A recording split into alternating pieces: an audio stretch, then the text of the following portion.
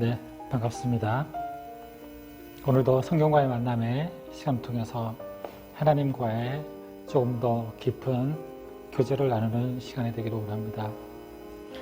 우리가 성경과의 만남을 통해서 하나님을 만날 때 우리가 말씀에서 말씀을 보면서 이해되지 않았던 것들을 통해서 다시 조금 더 이 공부를 통해서 하나님을 알아갈 때 더욱더 우리의 지식이 넓어지는 만큼 우리의 믿음도 더욱더 커지기를 원합니다.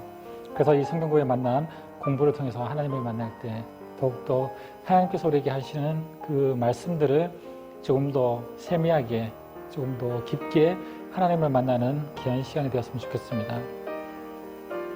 오늘은 성경과의 만남 16번째 시간으로 우리 함께 공부해 보도록 하겠습니다. 우리가 지난 시간까지 이 사사시대까지 살펴보았습니다. 창조시대, 그리고 족장시대, 그리고 출애굽 및 광야시대, 그리고 광야를 거쳐서 가나안 정복시대, 가나안을 정복한 이후에 사사를 세워서 하나님께서 다스렸던 사사시대, 온니엘로부터 시작해서 마지막 사사 삼손에 이르기까지 우리 사사에 대해서 지난 시간에 살펴봤습니다. 오늘은 사사시대 이후에 하나님께서 이 땅에 인간으로서의 왕을 세워주시는데 그래서 다니엘 왕국이 시작됩니다. 이 다니엘 왕국의 첫 번째 왕은 바로 사울 왕입니다. 그리고 다니엘 왕국의 두 번째 왕은 다윗 왕, 그리고 세 번째 솔로몬 왕까지 이 세 명의 왕이 다니엘 왕국 시대에 왕을 지냈던 다니엘 왕국 시대의 왕으로서 다스렸던 세 명의 인물을 우리가 다니엘 왕국 시대를 통해서 살펴보도록 하겠습니다. 그래서 우리가 먼저 이 성경을 조금 더 깊게 알기 위해서 성경을 공부하기 위해서 우리 이스라엘의 지리적인 모습을 먼저 살펴봐야 할 텐데 오늘은 반대로 우리가 지도에 대해서 살펴보도록 하겠습니다. 먼저 우리가 세계 지도를 먼저 살펴보고 이 세계 지도에서 과연 이스라엘이 어디인지 찾으셨습니까? 이스라엘은 우리 대한민국에서 중국을 지나서 왼쪽으로 쭉 가다 보면 거의 끝부분에 이 부분이 바로 이스라엘 부분입니다. 그렇죠. 조금 더 세계 지도를 자세히 살펴보면은 바로 이 우리가 그렸던 그림의 전체적인 그림의 대충적인 이 모습을 볼 수 있는 부분이 바로 이 세계 지도에서 볼 수 있는 이스라엘의 모습입니다.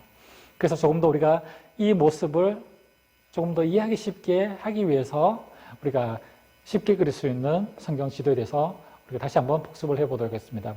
이 지도를 조금 더 깊게 보면은 이 빵 부분, 그리고 포크, 그리고 닭다리, 그리고 족발, 그리고 뱀의 모습.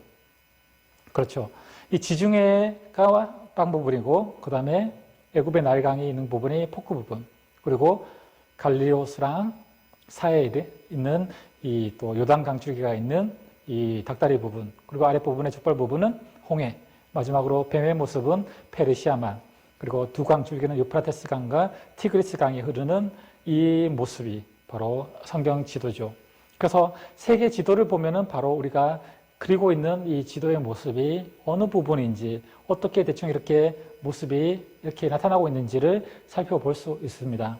그래서 우리가 세계 지도를 통해서 볼 때도 이스라엘이 이 정도의 부분에 있구나라는 이 전체적인 이 흐름을, 전체적인 이 지도의 모습을 생각하면서 우리가 성경을 본다면은 조금 더 이해할 수 있을 거라고 생각되어집니다.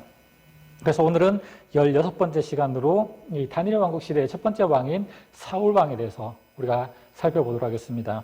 그래서 이 사울 왕의 모습은 이 사무엘상 1장에서 15장까지의 내용이 바로 오늘 다니엘 왕국 시대의 왕의 모습인데, 그래서 다니엘 왕국 시대는 이 사무엘상 하 그리고 열왕기상 11장까지로 그 범위가 넓습니다. 사무엘상을 펼치면 이스라엘의 마지막 두 사사인 이 엘리와 사무엘이란 두 사사가 등장하죠. 사사기에 등장하는 이 사사는 12명인데 그 마지막이 우리 삼손이라고 배웠습니다. 실제 이스라엘 역사에서 이 사사 시대의 마지막을 장식하고 이 사사 시대에서 이 다니엘 왕국 왕정 시대를 이은 사사는 이 엘리와 사무엘이라고 할 수 있습니다. 사사 시대의 마지막 이 삼손 통해서 이 사사는 마지막으로 끝납니다. 그래서 이 사사기에서 끝나고 그 다음에 룻기는 사사기 시대에 연결되는 룻기의 내용을 건너뛰도록 하겠습니다. 그래서 이 사사 시대를 잇는 그 다음에 룻기 다음에 나오는 성경책이 바로 사무엘 상하입니다. 사사를 마지막으로 이제는 마지막 사사라고 할 수 있는 엘리와 사무엘이 등장하게 되는 것이죠. 그래서 이 사무엘이 이제 왕정 시대를 잇는 인물이라고 할 수 있습니다. 그래서 이 사무엘이 이 사울에게 기름을 부어서 이제 왕으로 세우는 그 장면이 바로 사무엘 상으로부터 시작된다는 것이죠. 그래서 이 왕정 시대가 시작되는데 두 명의 마지막 사사라고 했습니다. 사무엘상 1장에서 6장까지, 8장까지의 내용이 나오는데 이 사사 중에 한 명의 사사가 있죠. 이 사무엘 외에 엘리라는 제사장이라고 하는데 엘리라는 사사가 나옵니다. 그런데 이 엘리라는 사람은 좀 무능한 사람이랬다고 볼 수 있습니다. 세상이 보기에는 그랬다는 것이 아니라 이 하나님께 인정받지 못한 사람이라고 할 수 있습니다. 왜냐하면 하나님보다 자기 아들을 더 사랑했다는 것이죠. 우리가 십계명에서도 볼 수 있듯이 바로 하나님보다 더 사랑하는 것이 있다면 그것이 무엇이라고 했습니까? 바로 우상이라고 했습니다. 바로 이 엘리는 하나님을 사랑해야 되는 직분이 있음에도 불구하고 자신의 아들을 더 사랑했다는 것입니다. 그리고 하나님께서 명령하시지 않은 바로 자기 생각대로 법궤를 전쟁터에 가지고 나가는 이런 일들까지, 이런 무모한 일들까지 했던 사람이 바로 이 엘리입니다. 그랬을 때 어떤 일이 일어납니까? 전쟁터에 이 블레셋과의 전투에서 이 하나님의 법궤가 나가면 이길 수 있다라는 이 자신만의 생각을 가지고 이 법궤를 가지고 전쟁터에 나갔을 때 이 법궤가 블레셋에게 뺏기는 그런 일들이 일어나게 되었다는 것이죠. 그래서 엘리는 성전에 앉아 있다가 이 법궤가 블레셋에게 뺏겼다는 소식을 듣고 놀라서 그런지 모르지만 의자가 뒤로 넘어지면서 바로 목이 부러져서 이 엘리는 죽고 만다는 것이죠. 마찬가지로 이 두 아들도 전쟁터에서 죽는 비참한 최후를 맞이하게 됩니다. 이 엘리 제사장은 바로 하나님을 온전히 섬기지 못하고 두 아들을 사랑했는데 이 두 개 다 놓쳐버리게 만났다는 것이죠. 하나님을 온전히 섬기지도 못할 뿐더러 두 아들 역시 블레셋과의 전투에서 맹렬히 전사하고 마는 이런 안타까운 일들이 바로 일어나게 되었다는 것입니다. 사무엘 역시 사무엘은 이 엘리 제사장하고는 다른 제사장이었습니다. 사무엘은 어떤 사람이었습니까? 바로 이 사무엘은 한나의 기도로 태어난 사람입니다. 아들을 낳지 못했던 이 한나는 아들을 낳을 것을 맨날 구박받았습니다. 한나는 하나님밖에 찾을 수 없었겠죠. 그래서 하나님께서 이 안나가 하나님께 기도할 때 하나님은 안나의 기도에 응답하십니다. 그런데 어떤 일들이 일어납니까? 우리가 성경에서 볼 수 있듯이 이 안나가 자식을 달라고 성전에서 하나님께 기도할 때 한 제사장이 나옵니다. 바로 의자에서 넘어져서 죽게 된 이 엘리 제사장이 이 한나를 보고 말했던 장면이 나오죠. 왜 대낮부터 술을 먹고 이 성전에서 중얼중얼 하고 있느냐? 엘리 제사장은 바로 이 한나를 보고 바로 술 취했다고 말하고 있었다는 것이죠. 엘리 제사장은 이 여인의 이 찢기는 마음으로 기도하는 것을 알아채지 못했다는 것입니다. 하지만 경건한 여인 한나는 이렇게 무능한 제사장, 요즘 말로 하면 이 무능한 목사님을 끝까지 잘 섬겼다는 것입니다. 이 엘리 제사장은 바로 이 한나에게 이런 독설까지 했음에도 불구하고 한나는 그럼에도 불구하고 엘리 제사장을 잘 섬겼다는 것이죠. 끝까지. 그래서 이 한나는 바로 사무엘이라는 아들을 얻게 된다는 것이죠. 하나님의 말씀의 기한 때에 바로 사무엘은 하나님의 부르심을 받게 됩니다. 사무엘은 블레셋의 위험으로부터 약속의 땅을 지키고 이 사사시대의 400년의 죄를 회개하는 운동을 벌이기 시작했다는 것입니다. 우리가 마지막 삼손이 누구였다고 했습니까? 바로 나실인이었다고 했죠. 그래서 이 삼손과 바로 이 사무엘은 바로 두 명 다 종신 나실인이라고 지난 시간에 말했습니다. 그래서 이 종신 나실인 두 명이 약간 특이한 점이 있죠. 삼손은 태어날 때부터 하나님의 명령을 통해서 나시린으로 구별해서 바치라고 명령했던 바로 사람이 삼손이고, 바로 이 사무엘은 한나의 기도를 통해서 태어나게 되어서 이 부모가 이 사무엘을 나시린으로 바치겠습니다라고 소원했던 사람이 바로 이 사무엘입니다. 우리가 사무엘의 업적을 볼 수 있습니다. 첫 번째는 이스라엘의 마지막 사사로서 이 사사시대와 왕국시대를 연결하는 역할을 하고 있습니다. 두 번째는 영적인 운동, 영적인 각성 운동을 벌인 사람입니다.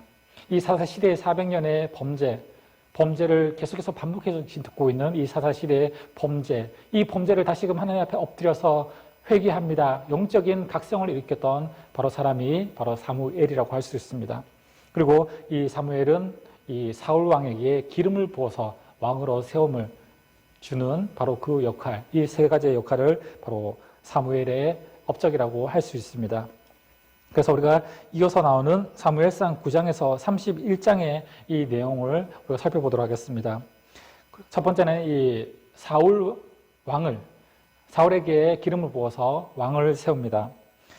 이 당시에는 왕을 세우는 이 기준이 있었습니다. 첫 번째는 뭐냐면은 키가 엄청나게 커야 합니다. 그리고 머리숱이 많아야 하고 눈에 총기가 있어야 합니다. 이것이 고대 중동 지방에서 왕을 뽑을 때의 기준이라고 할 수 있습니다.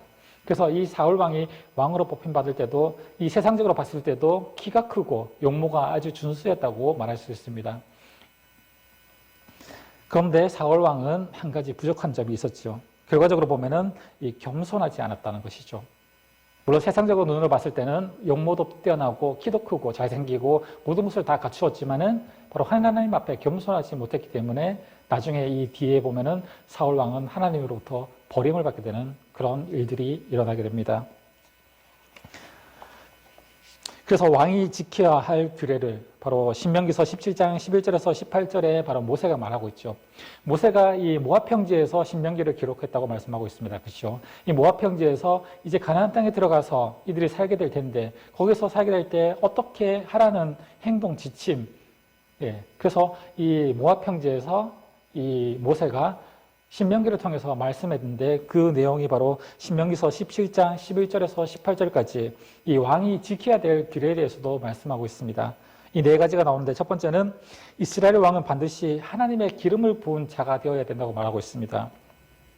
두 번째는 하나님의 말씀을 옆에 두고 자나깨나 그 말씀을 묵상하는 자, 이것이 왕의 자격이라고 말씀하고 있습니다. 그리고 세 번째는 아내를 많이 두어서는 안 된다라고 말하고 있습니다. 그리고 마지막 네 번째는 진정한 왕이신 하나님이 이스라엘을 지켜주시니까 이 병고와 마병을 많이 두어서는 안 된다라고 말하고 있습니다. 이것이 왕의 지켜야 될 규례라는 것이죠. 그래서 하나님은 이스라엘 백성의 이 첫 번째 왕으로 바로 사울 왕을 세우십니다. 사울을 왕으로 세우셔서 이 이스라엘의 땅에 인간으로서의 왕을 세워서 다스리게 하신다는 것이죠. 이제 사사 시대를 지나서 진정한 하나님께서 왕이 되시고 그리고 세운 이 사울을 통해서 이제 새로운 이스라엘의 하나님의 나라, 하나님의 백성으로서의 삶을 이들에게 지키기 위해서 이들을 바로 붙들어 주시기를 위해서 사울을 왕으로 세우셨습니다. 사울이 왕으로 등극할 때 이 암몬 족속이 이스라엘의 곡창지대인 이 요단강 동편의 길랏 야베스에 침입할 때였습니다. 그래서 이 이스라엘 백성들이 이제 이렇게 생각합니다. 이제 우리도 왕을 세웠으니까 이제 이 전쟁에 나가서 이들과 싸우자. 그럴 때 이런 성경 말씀이 등장하게 되죠. 그때 사울에게 하나님의 신이 감동했다라고 말하고 있습니다. 신약에서 나오면은 성령님께서 충만하게 임재하셨다라고 볼 수 있습니다. 바로 성령님께서 이 사울 왕에게 임재하셔서 사울 왕과 함께 하시는 성령 충만한 사람이 바로 이 사울 왕이었다는 것입니다. 이 사울 왕이 왕으로 등극할 때만 해도 바로 이렇게 성령에 감동된 자였다는 것이죠. 성령이 임하니까 바로 이 사울 왕이 소 한 마리를 손으로 때려잡았다고 말하고 있습니다. 그래서 사울은 이 소고기를 12등분해서 이 각을 떠서 12지파에게 보냅니다. 그리고 우리 다 함께 이 암몬 족속을 몰아내자라고 백성을 불러냅니다. 이 모습이 어디서 나왔습니까? 우리 사사시대의 마지막 레위 제사장이 그렇죠. 첩에 이 시체를 12조각 떼서, 그렇죠. 12조각을 내서 12지파에게 보냈던, 그래서 모여서 이 한 지파를 몰아내자라고 했을 때 이 모습처럼 바로 지금 이 소를 12조각으로 내서 12지파에게 보내고 우리 단결해서 지금 이 전쟁을 이기자라고 지금 독려하고 있는 것입니다. 그래서 이 전국에서 33만 명이 이 사울의 이 편지에 모입니다. 그래서 배색에서 계수를 했는데 이스라엘 자손이 30만 명이고 유다 사람이 3만 명이라고 성경에 기록하고 있습니다. 그래서 사울은 이들과 함께 암몬 족속들을 물리치고 이 길갈에서 이제 왕으로 등극하게 됩니다. 이 길갈이 어디입니까? 바로 이스라엘 백성들이 가나안 정복 시대 때 요단강을 건너고 처음 12도를 세우고 예배를 드린 곳, 그 길갈이죠. 이 길갈에서 유월절 의식을 행하고 바로 할례를 치르고 여리고성을 점령하기 전에 바로 머물렀던 곳이 첫 번째 예배를 드린 곳이 바로 길갈입니다.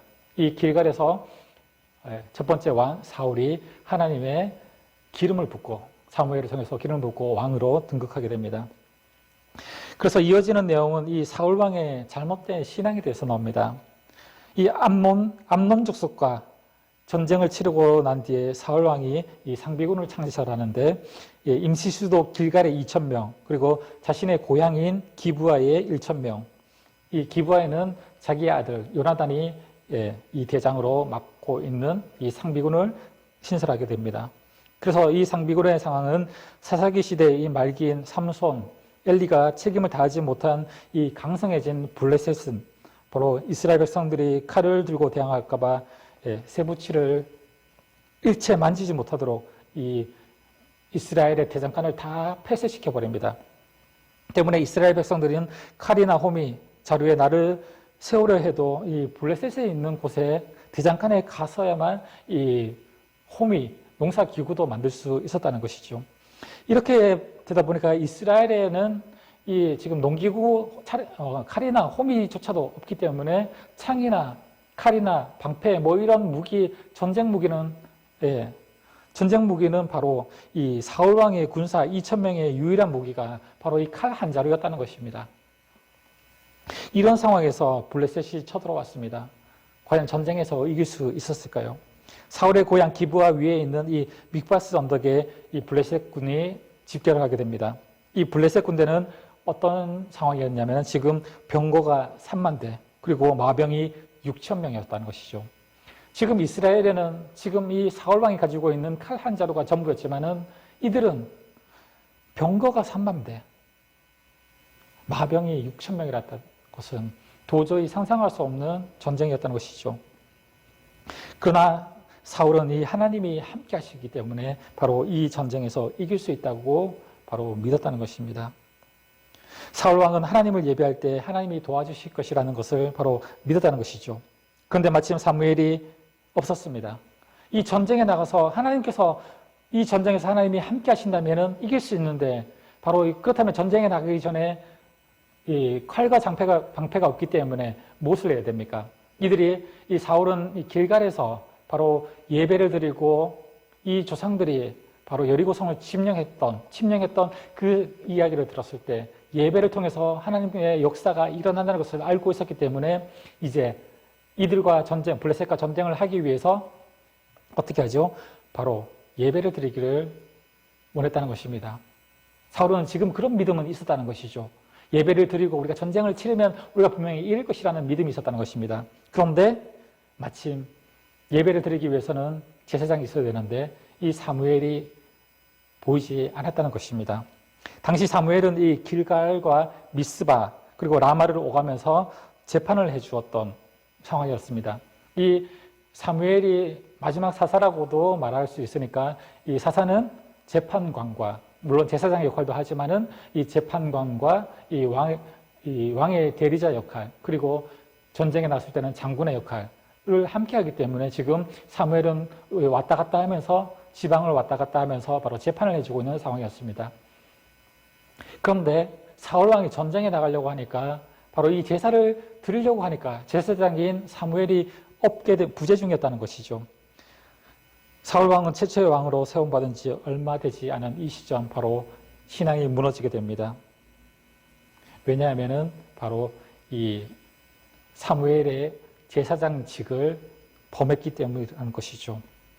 그래서 사무엘이 드려야 할, 집례해야 될 이 제사를 이 사울 왕이 사무엘이 없으니까 예배는 급하고 전쟁에 나가야 하고 급하니까 자신이 직접 제사장을 대신해서 하나님께 예배를 집례했다는 것입니다.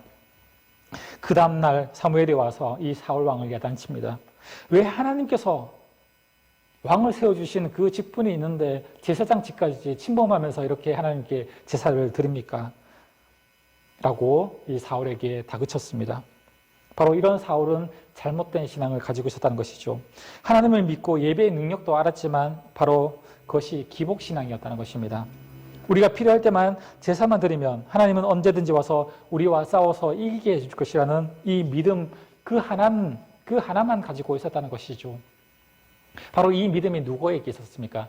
우리가 태초에 창조 시대에 첫 번째 제사를 드렸던 가인과 아벨의 제사에서 가인의 제사가 바로 기복신앙이었다고 말씀드렸습니다.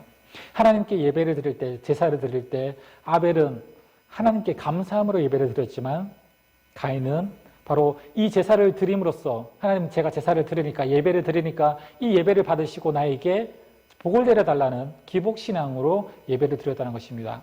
지금 오늘 이 사울 역시 신앙이 기복신앙이었다는 것이죠. 바로 전쟁에 나가서 하나님이 도와주셔야만 하니까 우리가 예배를 드리니까 하나님께서 우리의 전쟁에 도와달라. 바로 기복신앙이었다는 것이죠.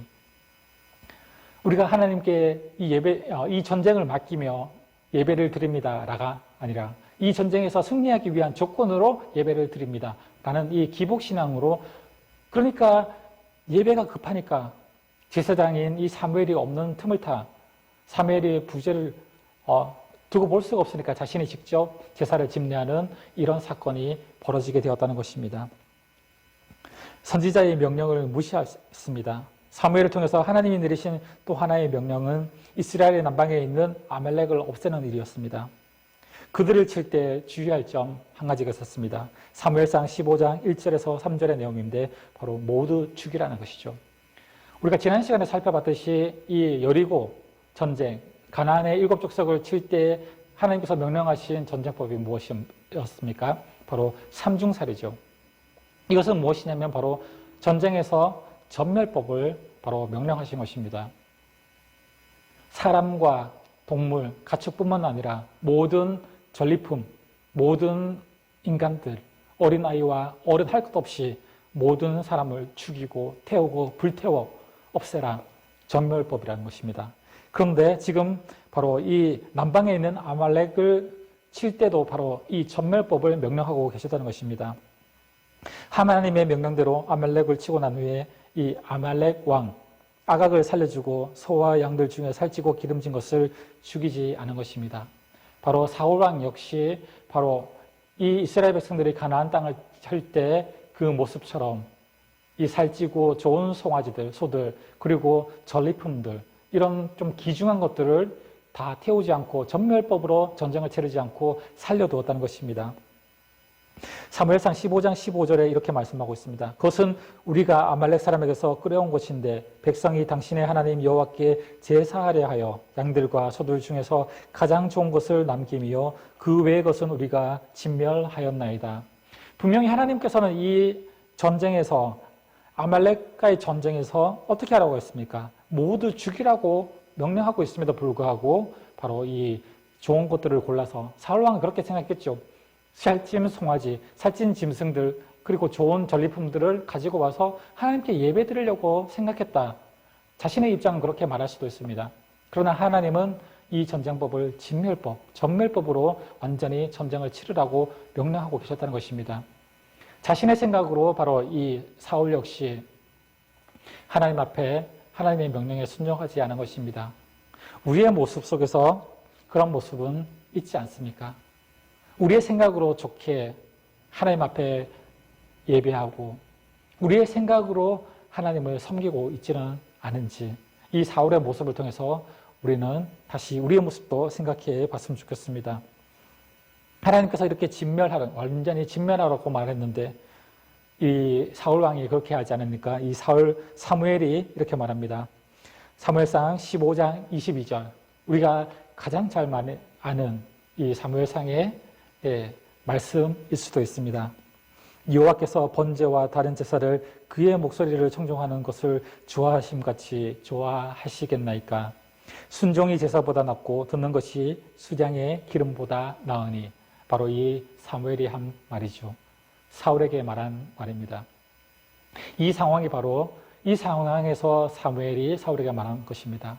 자신이 없는 틈을 타서 바로 사울 왕이 하나님께 제사를 드린 이 모습을 보고 하나님 앞에 순종하는 것이 더 중요하지, 제사 드리는 것이 더 중요하지 않다는 것입니다. 하나님 앞에 순종하는 것이 마음 없이 제사 드리는 것보다 훨씬 더 중요한 일이라는 것이죠. 바로 우리도 마찬가지입니다. 우리가 하나님 앞에 예배 드리는 것 물론 중요합니다. 그러나 이 사울 왕과 같이 마음 없이 드리는 예배는 차라리 순종하는 것이 낫다는 것이죠.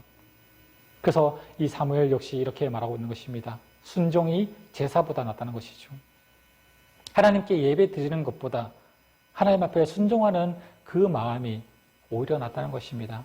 마음 없이 하나님께 예배 드리는 것, 하나님께서 받지 않으신다는 것이죠. 마음 없이 하나님께 제사 드리는 것, 하나님께서 받지 않으신다는 것이죠. 가인의 예배도 그렇습니다.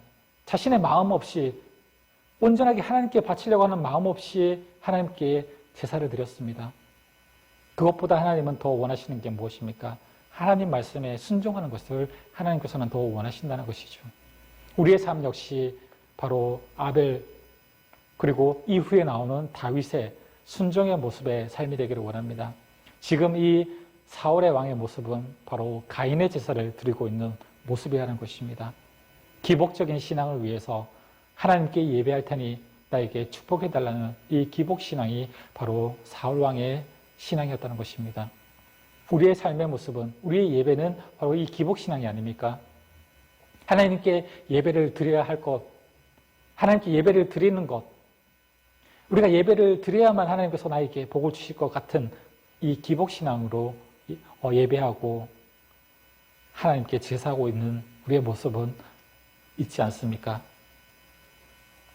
우리는 제사를 드리는 것, 예배를 드리는 것은 감사한 마음으로 하나님이 우리의 왕이시니까, 우리의 주인이시니까, 우리의 주권을 가지고 계신 왕이시니까 우리가 하나님께 감사함으로 드리는 것이 바로 예배라는 것을 기억하시기 바랍니다. 이 예배를 통해서 하나님께 무엇을 받으려고 하는 것이 아니라는 것이죠.